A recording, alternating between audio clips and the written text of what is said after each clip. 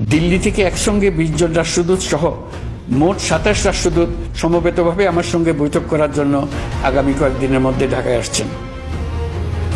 আপনারা জেনেছেন, পতিত সরকার ও তার দোসররা প্রতি বছর দেশ থেকে 12 থেকে 15 বিলিয়ন ডলার পাচার করেছে।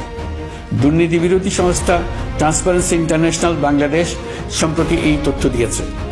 পাচার হয়ে যাওয়া এই অর্থ ফিরিয়ে আনার জন্য সম্ভব সকল ধরনের উদ্যোগ আমরা গ্রহণ করেছি। এই কাজে সফল হতে পারলে আমাদের অর্থনীতি আরও গতি পাবে।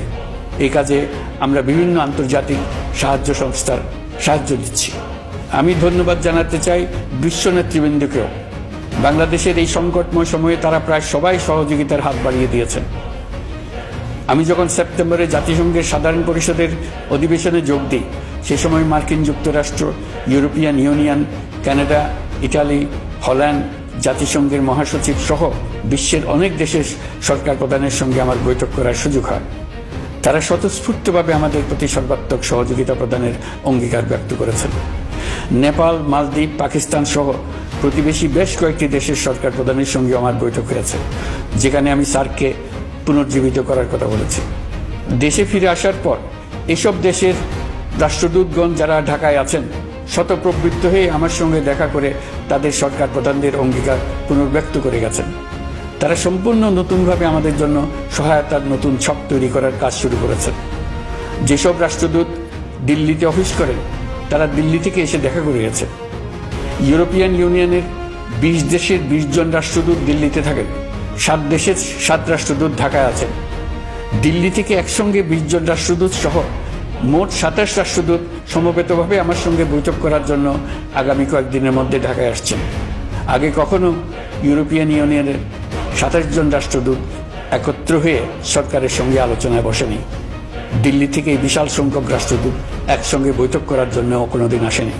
এবার এই কাজটি করার পেছনে আছে ইউরোপিয়ান ইউনিয়নের সমর্থন প্রকাশ করা এবং অর্থনৈতিক ক্ষেত্রে উচ্চ পর্যায়ের সহযোগিতা গড়ে তোলা।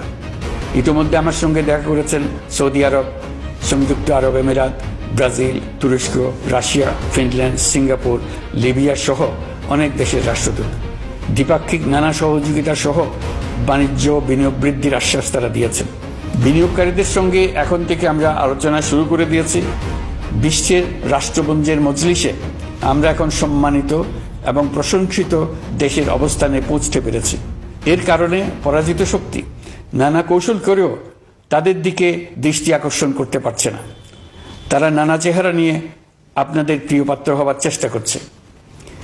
পরাজিত শক্তির ষড়যন্ত্র থেকে নিজেকে মুক্ত রাখুন, দেশকে মুক্ত রাখুন। এই ব্যাপারে অনড় থাকুন। এমন কিছু করবেন না যা তাদেরকে উৎসাহিত করতে সাহায্য করে। তাদেরকে সকল দিক থেকে নিরাশ করুন। সেটা নিশ্চিত করতে পারলে আমাদের আর কোনো বিষয়ে সংশয় করার প্রয়োজন নেই। সরকারের পক্ষ থেকে আমি নিশ্চয়তা দিচ্ছি, সকল প্রকার সীমাবদ্ধতা সত্ত্বেও আমরা আপনাদেরকে একটা মজবুত অর্থনীতি দিয়ে যাব। ভবিষ্যতে চলার পথকে সহজগম্য করে যাব। নাগরিক অধিকারসমূহ নিশ্চিত করে যাব। বিপক্ষ শক্তি যত শক্তিশালী হোক, নাশকতার যত রকম উদ্ভট পরিকল্পনাই করুক, সবকিছু নস্যাৎ করার জন্য প্রস্তুত থাকুন। এবার যে মুক্তি আমরা অর্জন করেছি তা আমাদের কাছ থেকে কেউ যেন ছিনিয়ে নিতে না পারে, তার জন্য সর্বমুহূর্তে প্রস্তুত থাকুন।